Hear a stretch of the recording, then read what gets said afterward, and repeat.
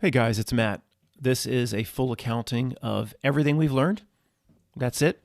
Just a full accounting of everything we learned, and more importantly, how to start applying it to life and how we live our lives versus the endless study of the screen.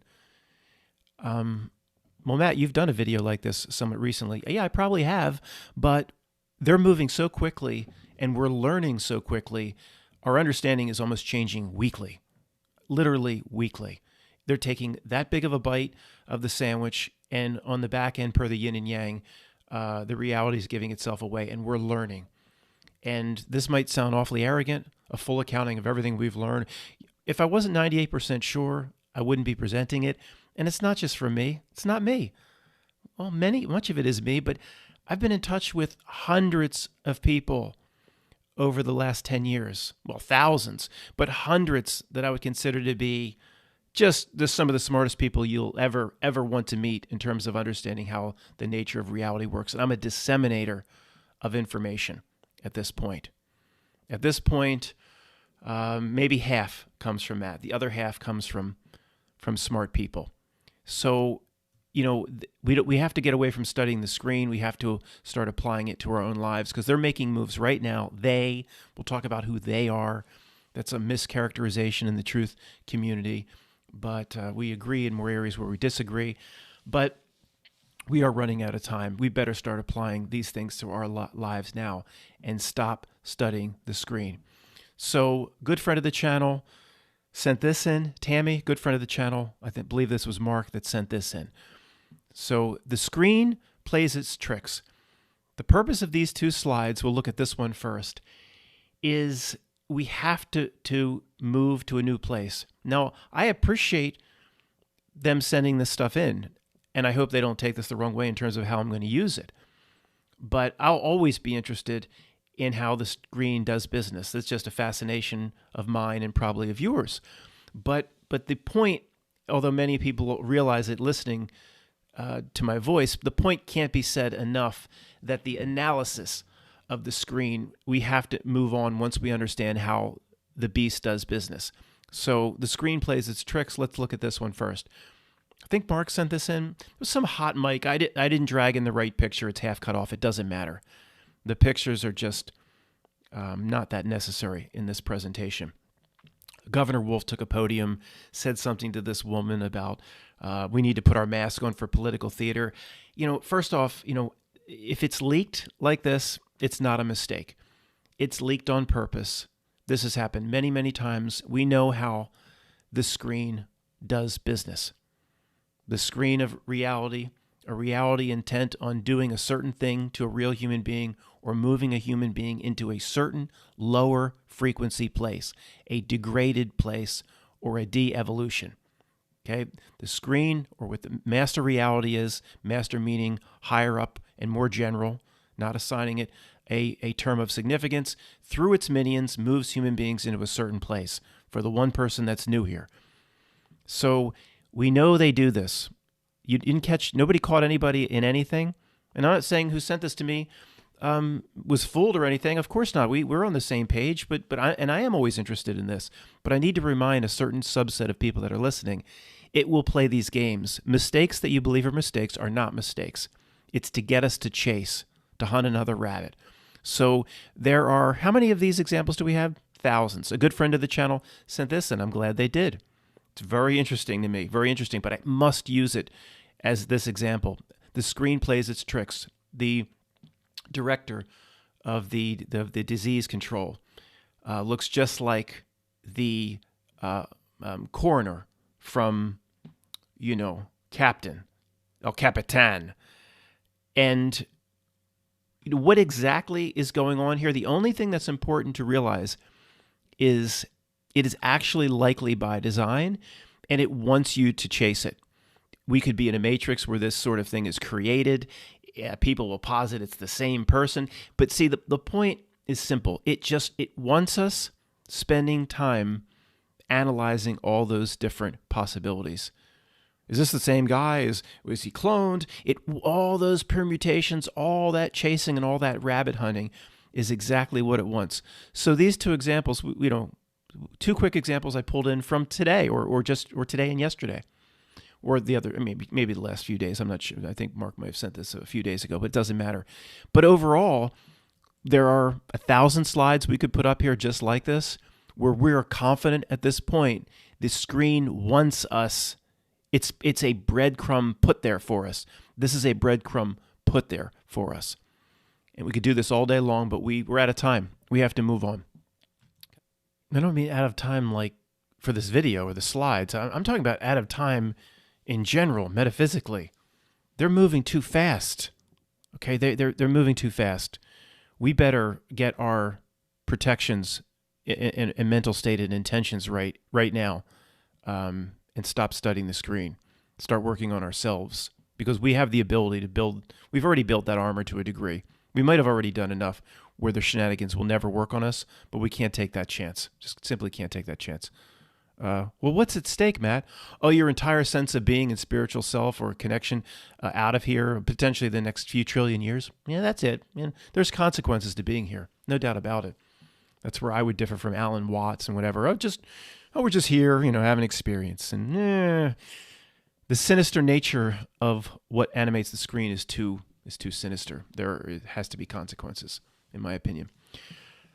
Well, Matt, you just, per your intention as a powerful being, you just help them solidify the fact that there are consequences, that we have to be very careful. You're right in the way I just presented it. I have to be very careful, but just saying it the best way I know how for now. Okay, I'll get to the picture, I believe sent in from Steve, an abandoned Times Square, New York City, end of March, early April. Nobody on the streets, Times Square. Get to that in a moment. I'll describe the picture if you can't see it. And this statement is religion neutral. Okay? In some way, we have to start here. There's a very smart person that emails me, and he's underlined many times. He says, if you remember one thing, this is it. You agreed to come here. And that means you have to live your life understanding that. That's religion neutral. Whether you believe you're an aspect here of your higher self with a spiritual tether that connects you, other aspects of what can be you, the Collins speech in Black Mirror Bandersnatch related to that. Some people would call, well, that's New Age, Matt. Well, it's religion neutral. A Christian no Christian would say you're here by accident. Christian would say the same thing. You're here having an experience, basically more of a test, but you're here for a reason. Okay, this is where we all agree. People have come to me and say, well, why are there so many Christians on your channel, Matt? Because we agree in many, many, many, many, many more areas than we disagree, and we're all in the same foxhole. It's a very sinister thing out our window. Two guys bound up, getting tortured in a place. They could. Well, what's the point of bickering back and forth? They're in a very, very difficult situation. They need to work together to get out. Who's doing it to us? Is this Al Qaeda, Daesh, or the Yakuzas of Japan? I don't know. Let's debate that. I don't see the person standing behind my tormentor is different than what you say, so I can't talk to you. No, we better work together to get the F out. We're in that room, interrogation room, so we have a whole lot more in common than not. But the Christian would say, yeah, I agree. You have to carry yourself that you agreed to be here. Now, the point is, I should have said this before, it's just the absolute polar opposite of the Stephen Hawking scientific approach, which is, in terms of the accounting of everything we know, it sounds awfully arrogant to put it this way, but it is absolutely ridiculous what science presents. Stephen Hawking, and I could, I wish I had the time to do all these slides. It doesn't matter. Stephen Hawking, the Big Bang. I mean, Matt, are you saying you're more intelligent than every single MIT astrophysicist? In this regard? Yeah. In this regard, they're scientific retards. There wasn't no Big Bang that blowed up. It blowed up somewhere, and breaking their own rules of the second law of thermodynamics, the most chaotic state in existence. See, this is why the screen has to structure reality in such a ridiculous, obvious way. So just people that come into a certain degree of understanding, drop certain veils, can point at it and say, I don't care what all these PhDs are saying. No, I can't do your impossible math. Well, so what if I can't do your impossible math? Take your impossible math, Stephen Hawking, and shove it up your you-know-what. Oh, he had passed? I'm sorry. Well, pick another Neil deGrasse Tyson, Jerk, whatever. I can't do your impossible math. I don't need to. The biggest, you're breaking your own rules. You say the biggest state of entropy, a explosion 400 trillion times larger than anything we can comprehend, then broke the entropy rules and then assembled itself back together to form life. I mean, guys, it's a joke. It's a joke. What they sell the cosmos is the Big Bang. Let's just not go there. Nobody gets in the damn tuna fish can and goes anywhere. We don't have to. But then they know we're going to figure this out. Okay, they know that. Then they have us bicker. Oh, then you must be a flat earther. Oh, no, it's this. No, it's that. No, it's less filling. No, it's Then they want the bickering. Do you see how that's absolutely playing into what the screen wants? Then the bickering at that level. No, we just have to say their presentation is bullcrap.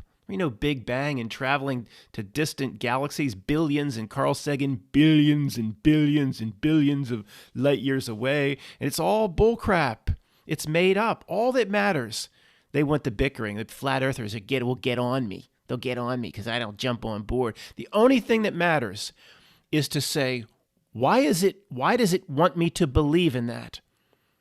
And when I figure that out, I'm going to use that to live my life a certain way. And there's a lot of theories on that. I don't want to get too bogged down in the Neil deGrasse cosmos crap.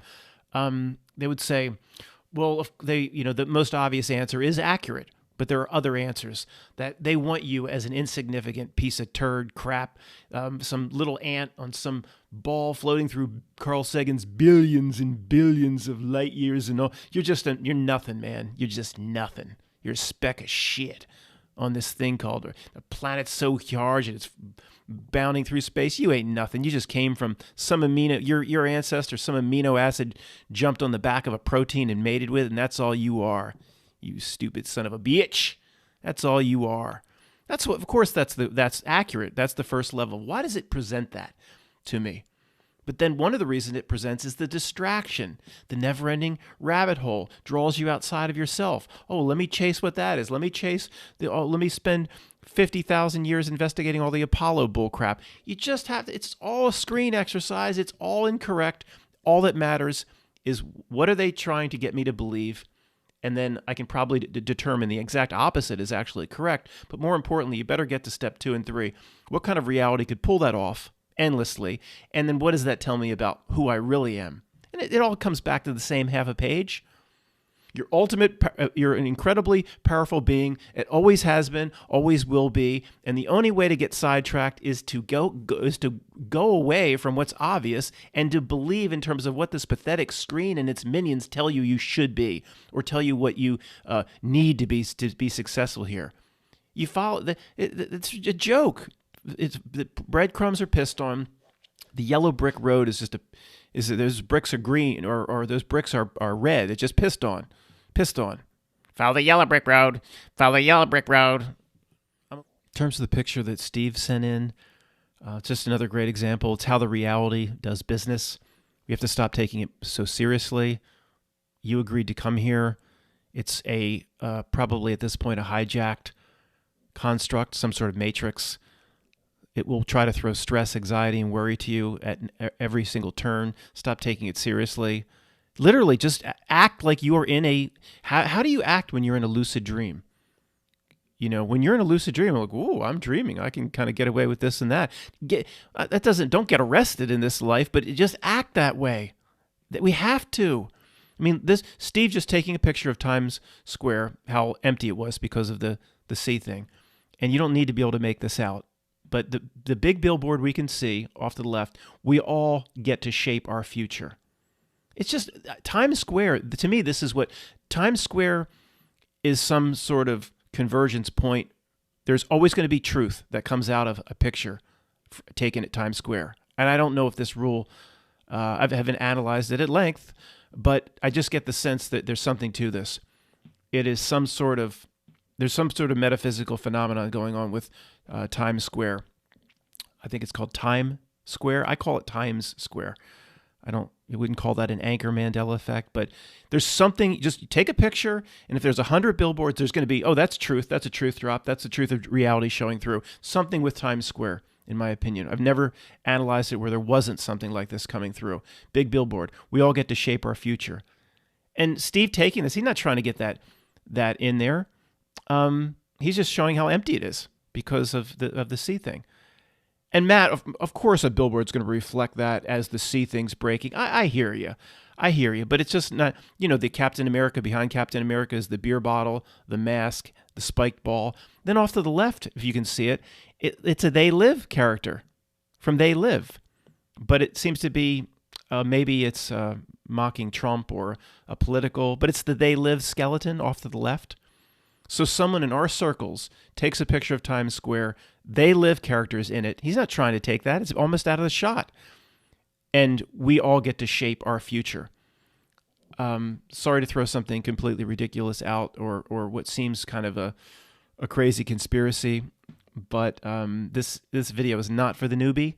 Sorry, you got work to do.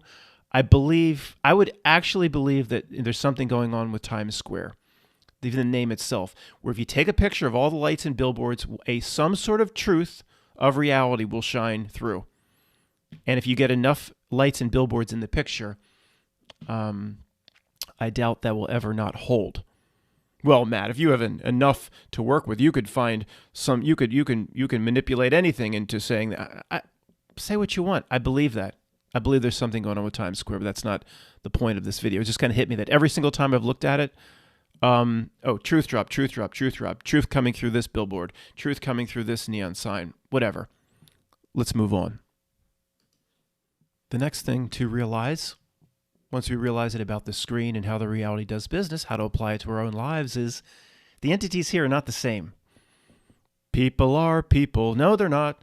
The Declaration of Independence, all men and implied women are created equal. No, they're not. There's a whole different sort of entities running around here. Everybody's not the same. If it comes from authority in a document, that's one of the most famous things of all time. Well, there's going to be truth in it. Of course, they have to present truth, but there's going to be a big old ruse and deception in it as well. And the hard part is determining what the truth is and separating that out from the ruse. And from Clerks, the what? I don't appreciate your ruse. Randall said, I don't appreciate your ruse, ma'am. My what? Your cunning attempt to trick me, ma'am. Your ruse. Well, is this one any good? No, it's a ruse. All men are created equal. People are people, and what do you... No, they're not. This thing here is Melvin. This is Melvin Gates of I believe of the Belinda and Melvin Gates Foundation. The bot is very confused. Like, what? Melvin? How do I assign that? This thing, whatever he is, I will just say he, it's not the same as you and me. This is the minion level. It serves the greater reality, meaning larger, more all-encompassing, not assigning a term of merit. It serves the greater reality, and it will always have to, and will never be able to get out from under that dragon's wing. I don't know what this thing is exactly, but it doesn't have the spiritual connection out of here that you do, most likely. Very smart people would call it a sequential incarnation. We'll talk about that some other time. He's got the spike ball in front of him. He's presenting. He's going to tell you. That the action jaccination will resequence your RNA. It's an RNA jaccination. It's and it'll get this spiked ball. If the spiked ball enters through your nasal cavities, he's going to tell you about. And they'll tell you he's a lesser wizard. Just Steve Jobs was a master wizard. Get lost. I don't know what this. Go back to your cage. I'm going to give away all my money. I told Leslie Stahl in '99, and then net worth today $90 billion. Well, Matt, it's hard to give that amount of money away. No, it's not. It's not. You could have given $20 billion of it away to Puerto Rico 4 years ago. No, it's not. It's an excuse. Stop making excuses for these jack-off minions. It's not the same as you and me, right? It's not the same as you and me. Apply the 3 steps. What kind of a reality where people could do this? But what does it say about you? If there are things here, you might believe in the NPC, or people down the road they were like you, but they're just being degraded. They're taking Vanessa VA's, they're merging with the technological singularity that's already happened, and they're being affected per retrocausality. People are not the same, especially this thing you're looking at. What does that tell you about you? What's he doing with these presentations, trying to get in our business all the time? That's all you need to know. Believe it. That's all you need to know. His manipulation is because you are an all-powerful, bad, it's written right on your Jules Pulp Fiction wallet, you're a bad mother effer. Or he wouldn't be in your face all the time if you weren't a bad mother effer. I mean, we need to start walking around like we are that. The reality and the Stephen Hawking perception of the cosmos, you're just a little speck on this thing flying through space. It's all designed to get you to mostly forget. Well, Matt, we come in here with a mind wipe. What do you mean forget? Well, the inner knowing, that it's in the DNA who you really are. Just get in touch with it and live your life like it. Don't be an idiot. You just can't, you just got a parking ticket, sir. I'm not paying that. This isn't the parking ticket you're looking for. You wave your face in front of the officer. Take that parking ticket and shove it up Yoda's ass. You can't just, there are rules here in this matrix, okay? You can't just, I'm an all-powerful being, so I'm going to take this parking ticket and just shove it in the meter maid's face. There are rules in this. This is not your place, your home, okay? You don't, when Neo initially was in the matrix, he couldn't bend the rules. He had to play by the rules. He had to walk by the lady in red. Okay, that's kind of where we are. As powerful or all powerful as we are, we didn't make the rules to this place. Okay, this is their domain. That's the asshole you're looking at. He didn't make it, but he serves it's its domain. So you have to be smart too. All right, but just don't forget who you are. The next thing to understand is, I'm calling it here reality generation machine. We live in some sort of reality generation machine. But if you're not going to go the whole way with me, then just hopefully you'll come here with me. That this place isn't very real. It's certainly not as real as it presents itself. It's not as real as a rock dropping on your foot, even though there's pain when you do that. It's not nearly as real as we think. Now, does the reality itself, per the runnings around of its minions, does it want to be taken seriously? It always wants to be taken seriously. Does it want you to believe this is all there is? Of course it does. Does it want you to assign the highest level of seriousness and credibility and stock to everything here? Of course, that's what it begs from you. So because it begs for you to take it so seriously and believe everything's so real and the consequences of this and that and, oh my God, a late bill and all this stuff, then it tells you not to do that. You just do what it doesn't want. You just take the opposite approach. So you might not go the whole way with me into some sort of matrix, but that's where I'm kind of going. It's a reality generation machine. It can show both sides of an argument, the facts or the reality it needs, so they stay rooted in their argument to maintain the duality or whatever. The beer is less filling. No, it tastes great.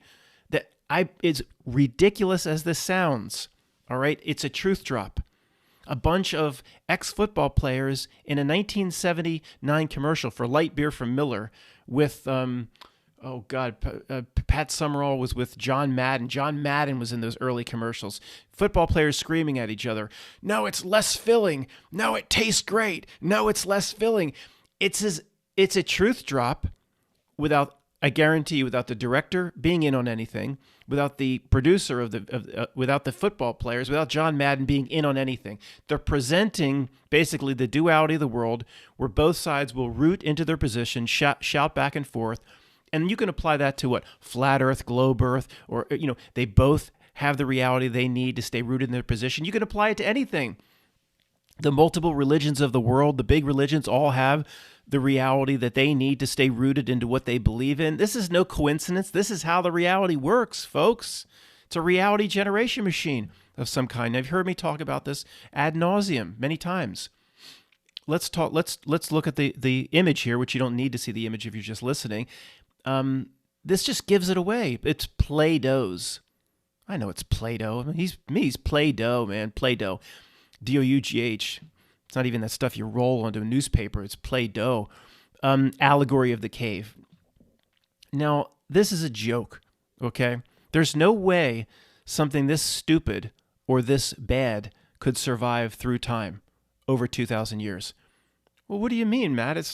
It relates right to the movie The Matrix. It's a complete truth drop exposing that the reality could be very fluid. Of course, it's interesting to us now. It's very interesting to us, just as examination of the movie The Matrix is and all that. I'm saying it wouldn't have been interesting at all to anybody in 1920 or 1850 or 1600 or when it was done. It would have been no different from 1820. It goes back to 1820. If a tree falls in the forest, does it make a sound? If there's no person there, no real consciousness to observe it, does it make a sound? That goes back to at least 1820. The roots of that go way back. That's not possible. That could have survived. These things survive because they're carried through time by the reality itself on purpose, because the reality has to carry truth through time, through nursery rhymes and all the rest. So Plato's allegory of the cave is no different than if a tree falls in the woods and there's no real person there with consciousness to watch it fall and listen to it, does it make a sound? The first person that proposed that, if a tree falls in the wood, does it make a sound? The person or the people at the end of the bar would have thought he's absolutely out of his mind. It wouldn't have, just like the nursery rhymes we've talked about, it wouldn't have survived 5 minutes. What are you babbling about now, Bill? What? Stop. What are you talking? You come here every night. After 3 beers, you start talking shit. Now, if a tree falls in the woods and nobody's there, does it make a sound? Cut him off. This guy's out of his mind. He gets 3 Guinness in him. He starts talking shit, ruins everybody's night. Shut up. It wouldn't have survived. Okay, it wouldn't have survived. Nor would Plato's allegory of the cave. Oh, somebody wrote this stuff down, and it's just about, we're actually watching shadows, projected shadows on the wall, and, he wrote that down and described it, and everybody that read it thought it was so interesting. They would have been like, what the frick is this? Shadows on the wall? They think the world is completely real. They wouldn't have understood quantum anything.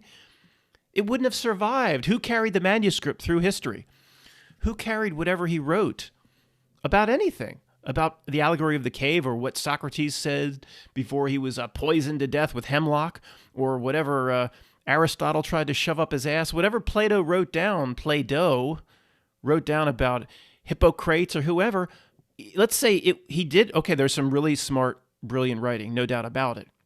Even Socrates' presentation or his defense to his accusers as captured by Plato before he was put to death. All this is brilliant stuff. But even that, how was that carried through history?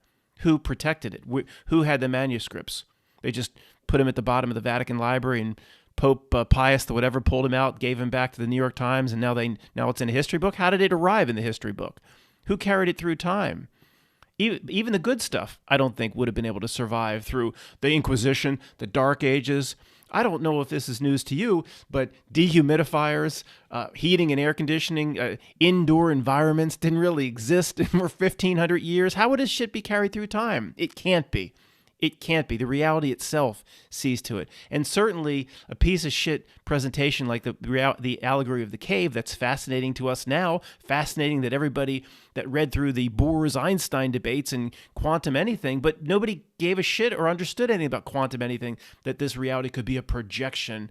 I can understand these legends and lures and philosophies carrying through the native cultures, the Native American cultures, or the Hopi, or the Mayans. I can understand that because somebody way back when had an understanding of how the nature of reality works. The elders were respected people. 10 Bears and Dances with Wolves. If he told Tudati Dutonka, whatever, a story, Tudati Dutonka is going to remember it because he respects 10 Bears. He says, I will not go and meet with the white man. You will. That makes sense because they respected their elders. But through a Western culture, how would this stuff survive? Okay, I'm going on and on. It can't.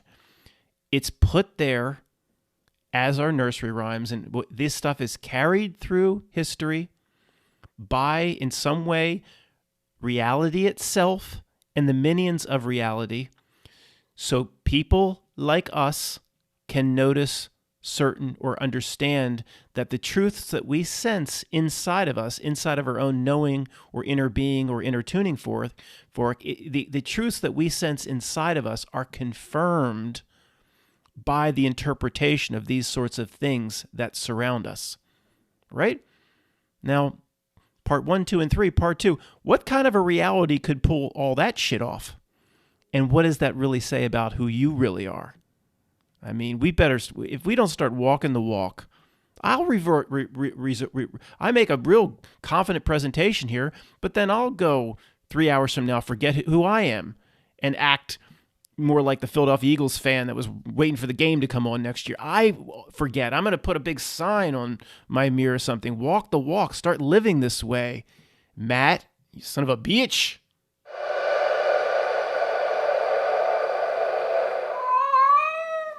You love me? You love me? Yeah, I love you too. Before we get to this screen or slide, as usual in this reality, the truth drops are everywhere. Not in the cat's I love you, that's just for fun, but 2 back was a clip from the video. There's a video and an HD screen inside the new Tool CD, Fear Inoculation.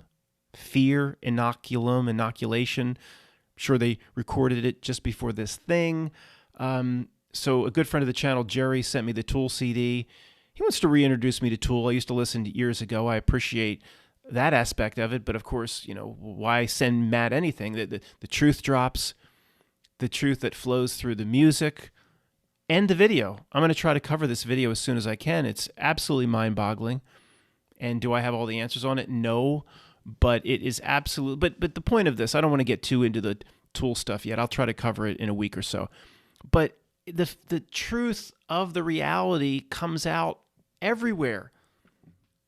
Can you remember the scene in Total Recall where this is Quaid, Melina, Cohagen, Richter, and he's like, well, come on, man, this is all a setup, and well, we gave you tons of help.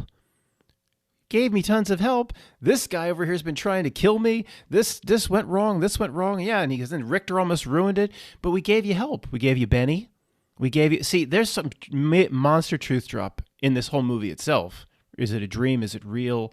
But this part, we gave you all sorts of help to complete your mission.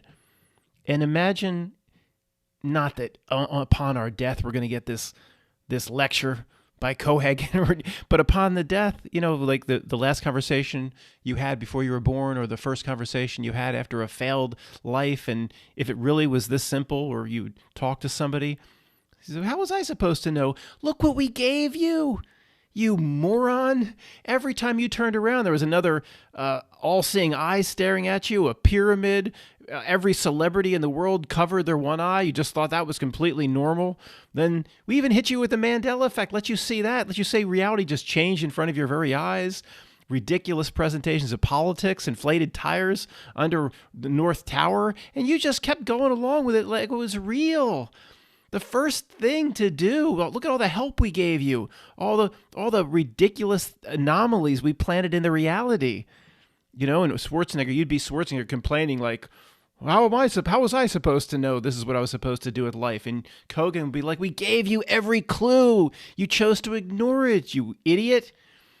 So I think there's a monster truth drop right here in this scene. And, I don't know if we'll go far enough, but the very basic part of a wake up is to notice all the clues. And somebody might be trying to talk back at the video or yell back at me and say, well, Matt, you're almost making it seem like they're trying to help.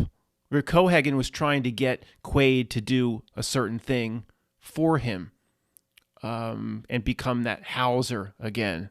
But if you don't need to be intimately familiar with the movie, it's very interesting. The Cohagen, I'm going to forget not Nilk, I'll call it Cohagen, the reality itself, Cohagen, getting us to fulfill a role, to do certain things, so the asshole Cohagen's mission can be completed.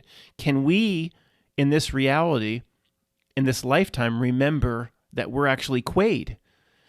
Quato. I should show a picture. I'll show a picture of Quato next. Quaid. I'll show a picture of him. We'll do it later, but this is too important. Do we need to remember we're Quaid? And he's the reality itself, the Coegan reality, is trying to get us to complete our Hauser mission, and was given all the help he needs. So in a way, in a way, it could be interpreted both ways. It's a hijacked reality in one sense, with the asshole minions running around trying to degrade and lower a human being's frequency, to push a human being down towards a digital zeros and ones hellish experience, down towards the abyss, no more spiritual self, no more light. But on the other side, the reality, the Coegan reality, and the minions, maybe it's just per the laws and rules of this place. They have to give the clues for those that are willing to look at the back of the jacket and desperately seeking Susan and say, it's unnatural. If I see that eye and that pyramid and that separated capstone one more time, and I'm, and get to the point where it's not somebody calling it in, it's how the reality itself does business. In this regard, in the desperately seeking Susan thing, in this regard, giving you clues that you can use because the reality has to do this. It's not somebody calling. I mean, think of what we just thought it was just a few years back. Somebody just calling it in, and make sure that Roxana Arquette, or whatever her name is, make sure she's got the, Madonna wears the all-seeing eye on the back of the jacket. Make sure the director doesn't forget, because when we see the scene, we just take our pants down and beat each other's meat because we're so excited. It's just mockery, it's just for us. Nobody would get off on saying these symbols over and over again. These symbols are like part of reality. They're here in a way for us. Just same as the 33. Oh, the 33. Oh no, the 33. Well, the 33 itself carries power. They realize that, and so they assign it to themselves. It's not the other way around. Anyway, whatever. And it's always done business like this. The reality goes, isn't it funny? I start a new slide, I'm all calm, and it changes. By the end, I'll be like screaming and yelling and ripping my hair out. Start all calm on the new slide because there's been a minute between slides. This is H.G. Jerk, H.G. Wells. They've always done business this way. It just was more subtle. It's out our window now is an absurdity, a ridiculous absurdity, because maybe enough people aren't seeing through it and they have a quota to make. Did we reach our quota? No. Well, make it even more ridiculous, the presentation of reality and politics and geopolitical issues and space travel and Elon Musk's ridiculous tin cans that he's working on out in the Arizona desert. To just make it more absurd, and more people will wake up to it and point at it because we have a certain quota we have to make. It was more subtle. The presentation was more, maybe their quotas were a lot less in the old days, but they still did business generally the same way. This is, I've covered this many times, H.G. Wells, H.G. Jerk, just a useless puppet of the system. Well, you could call him a useful idiot. Probably was a decent, talented writer, but all he was a pawn and a puppet to carry forth a system agenda through his books, through his fiction. They didn't have movies really back then, or they didn't have all the media there is today. So the agenda that the reality wanted to push, the ruse on people. Your what? Your ruse. Your cunning intent to deceive, ma'am. The ruse they pushed people was through guys like this, jerks like this. But see, the human being had a much harder time because the presentation of it was far more serious back in the day. But the human being still had the same chance to wake up. So in this famous interview that's so ridiculously staged and 100% fake, these two reporters come up to H.G. Wells on this ship, and the guy on the left, you can't see him, and it just seems so... It's so fake, it almost seems like a fake reality, like our past isn't even real. The guy's like, "So, Mr. Wells, are you still predicting war in 1940? Per your last book, you predicted war in 1940. And H.G. Wells is like, "Oh, yes, of course." That sounds like Dracula. If I heard him, I could do it. but I haven't heard him, so it'll just sound like Dracula. Yes, of course. I'm still predicting war in 1940. So this is 6 years out. And they're talking about his book predicted it. So that was 2 years before. When I've covered this in the past, he predicted World War II 6 years before it happened. Some 2-bit asshole sci-fi writer. Well, he predicted, of course. It wasn't a prediction. They knew exactly when the war was coming. It's a reality script we live in. So his book did it 8 years before. Yes, I'm still predicting war in 1940. See, so anybody listening to this, this would have been, there's still movies that you go into a movie before Gone with the Wind and before Wizard of Oz. There's still movies, and they would still show news clips and things like that before the movie. I guess we learned that in Seabiscuit, right? And so maybe they would show H.G. Wells delivering a message to the masses, and most of the people in the movie theater are like, oh, wow, he's predicting war. And they didn't even know at the time World War II's coming. But maybe one guy or one girl listening to this, then World War II actually started exactly the date that H.G. Wells predicted it. Well, Matt, don't you know Pearl Harbor, you son of a bitch, was 1941. It's not all about the United States, is it? There was war in Europe, the invasion of Poland and Czechoslovakia in 1940. It's not all about the United States and what happened to Ben Affleck and whatever that actor was in Pearl Harbor and Dr. Detroit predicting it with his radar. It's not about the U.S. He predicted it, but one guy or one girl said, I remember H.G. Wells in an interview about his book predicted war 8 years out per his book, 8 years out. And one person out of 1,000 then said, that remembered it, said, that's not possible.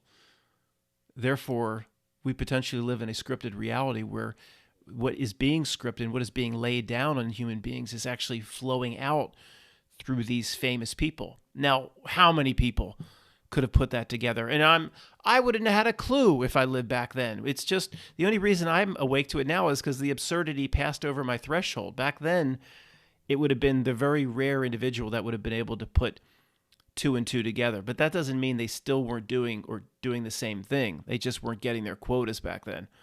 I'm not sure anybody probably looked back at the H.G. Wells interview and said that couldn't possibly have been predicted by anybody. Therefore, was he being used as some sort of mouthpiece by a reality that stands behind the screen? Nobody back then probably could have put that together. But nevertheless, the reality did business in the same way through jerks like this. Good morning to you. I'm Larry Robinson. Okay, there aren't a lot of possibilities here, guys. It all points to the fact that the reality isn't very real. Either retrocausality exists. This Peter Stuyvesant commercial was changed back through time to have 6 major 9/11 references in the 2-bit commercial from the 70s that was played before movie theater audiences, some little 2-bit commercial. Either retrocausality is real and the 9/11 event was so massive that it changed the past, which makes perfect sense. It's just our perception and our senses that show us that time is linear and moving forward. We have very limited information coming into our consciousness based on the limitations and governors, which are the senses. The other thing is, okay, or the entire reality is just like a video game. They can do whatever it wants. It can do whatever it wants. Maybe it's all laid out thousands of years in advance, or the whole thing, the whole reality is laid out. And Matt, well, that brings in fate. Well, maybe it does, but it doesn't. This stuff is impossible unless you start thinking around 2 corners. All right, if anybody that believes that it is unnatural to have 6 major 9/11 references in a 2-bit cigarette commercial for Peter Stuyvesant. But if you're saying that, say, Matt, that's called in, we're past that. Anybody wants to stay in first grade, stay in first grade. It was called in. The Illuminati control room in the Chernobyl tower knew that there was a Peter Stuyvesant commercial, and they called the director and make sure you show the Twin Towers here and there, and make sure you show a bird flying through a building in the exact same perspective as the famous CNN footage of the plane hitting the South Tower. Make sure you show it exactly like this, and then make sure the bird goes on to fly through Twin Towers. There you go. Yeah, sure. It's all called in. It's all called in by the Illuminati Control Center. And Professor Langdon from Da Vinci Code running around trying to decode this symbolism, I guess. It ain't called in. These are symptoms of reality itself. The only thing to take away, whether we agree or disagree, is this ain't that real.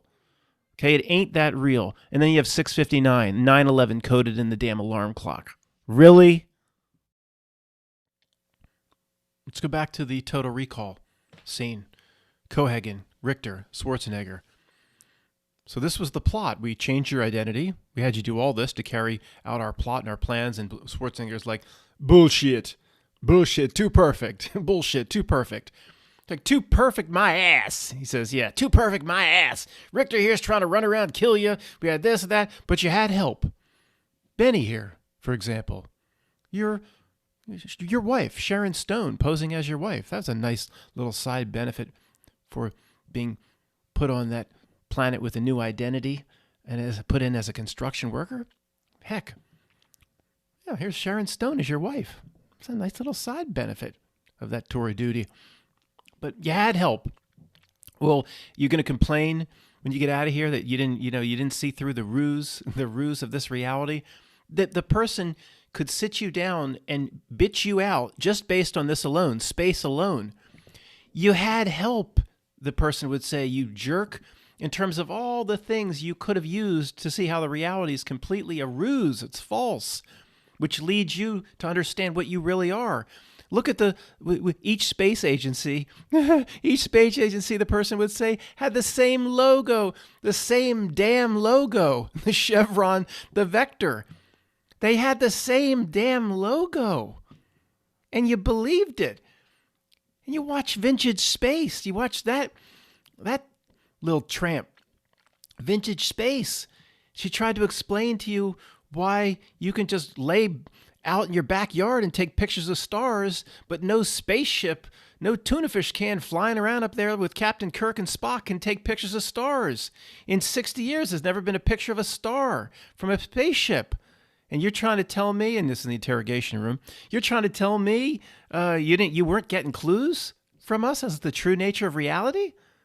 Now get out of here and go into the green room. Why? You're going to go back. You certainly didn't learn your lesson. Well, how many times do I got to go back? 1,000,000? We're getting the hell out of here, the people listening to this. Not now. We'll enjoy the heaven that is intermixed in this hell. There's plenty of heaven here. We'll find it, live our lives, and we're getting out. Guys, I got to wrap this up. I'm just totally hit a wall mentally after what I did yesterday in the long radio show. And this is good to go through this. I need to do a 2-hour presentation like this. This is a good draft. We'll just call it a draft. That's something will be perfected later. But the main point to wrap up is this: in every area, the reality gives itself away as an absolute joke and impossibility. And we're getting the same data and information as our friends and family. I mean, I still believe in the two realities, but maybe not as much as I used to. It's just how the information's interpreted. I see it as absurd, and so do you probably, that a body supposedly 2,500 miles across can produce a 70-mile across shadow called the umbra of an eclipse. The penumbra is dimming. It's not shadow, it's dimming. Please, nobody tell me it's shadow, it's dimming. 70 miles across. No, the body that's causing the shadow has to be the same size as the body causing the shadow or larger. It might lose a little bit of its intensity, but this can't happen if what they say is happening during an eclipse, or one real body called the moon is moving in front of another real body called the sun. But so we have the access to the same information, but people are on a different radio frequency. They're being reduced as human beings, and they just I don't know, they just don't interpret it the way we do. And the situation we're in is once you see through the magician's trick, and you're in that second grade class, and the damn magician comes in, and there's one little kid in there that's like, that's not real. He didn't just really pull flowers out of that hat. It's just a ruse. It's bullcrap.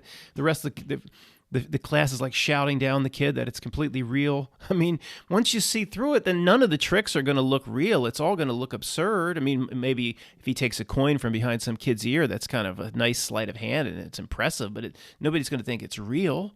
The rest of the class is like shouting down the one kid saying, this is just a magician. He's trained to trick people. This is bullshit. So that's where we are. And then once we see it, everything breaks down because it's not that we're just seeing it that way. Nothing here holds up. Everything breaks down. You just have to be able to see it in a certain way.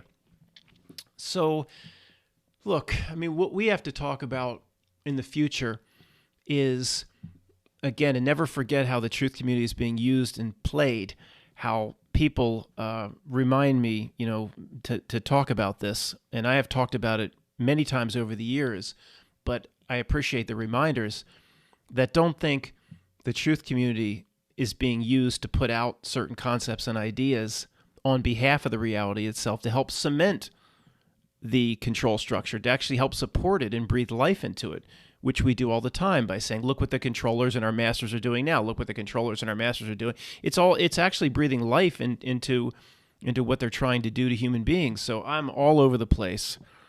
Hopefully something came out of this video. And if anything, it was a nice draft for something I'll work on in the future, or I'll write out. This is just slide after slide, totally a stream of consciousness. And, if I keep going, it's going to be stream of unconsciousness. I've got to grab a bunch of Peter Stuyvesant and some IPAs and just hit the new TV tonight and veg. Oh, the people and they're going to get this out of the way. You know what? I appreciate a large part of this community has abandoned their TV. And most people don't give me crap for watching or buying into TV, but there's the holier-than-thou TV people. Oh, my God, you have a TV? Oh, my God. We all... he who does not live in a glass house should not throw stones. I assure you, if I looked into the people that give me shit about watching TV and that's my escape at night, you study dark reality all day long and see if you don't need an escape. I bet if I looked at your glass house, I bet there's some things in there that we don't know about. See, that's a limitation of living in the avatar. We all have it. Okay? No, I'm not going to throw out my TV. You study dark reality all day. You tell me an alternative way I can veg out and just relax at night. And look, I've got the beers down to 2 or 3, and oh my God, I just dropped to 666. Got the beers down a bit. It's getting better. Getting not looking to not drink on Monday nights going forward. But you watch dark reality all day long and see if it doesn't start to get to you a little bit. Still holding it together, and there will be no vacation. There will be no vacation until this thing plays out. It's like that scene in Caddyshack, one of the biggest truth drops of all time. Carl, the more absurd it is in its presentation, actually sometimes the more real truth flows from it. So I'm caddying for the Lama, the Dalai Lama. I'm caddying for the Lama, and he's going to stiff me. I say, yeah, but it's a little something for the effort. He says, there'll be no money. There'll be no money, but upon your death, you will receive total consciousness. So I got that going for me. Just a blatant truth drop. For any real person on your deathbed, you will receive total consciousness. Comes from Carl in Caddyshack, so people write it off as being an absurdity when it's probably the most real thing that's ever been said in movie history. A real person that has a certain understanding of who they are, at least maybe everybody receives total consciousness, but there might be a price to pay, a recycling or something like that. But at the minimum, you're a real person that has the right intention, understands who you are, understands what the reality is trying to do to you, can sidestep a lot of what the reality throws at you. I mean, hopefully everybody's in this situation, but we know we will be in this situation. Upon our death, we will receive total consciousness, whatever the word total means. Delivered by Carl, basically a retarded character in a ridiculous slapstick movie. That's how the truth of the world is delivered in shit like that, The Simpsons and whatever. Later.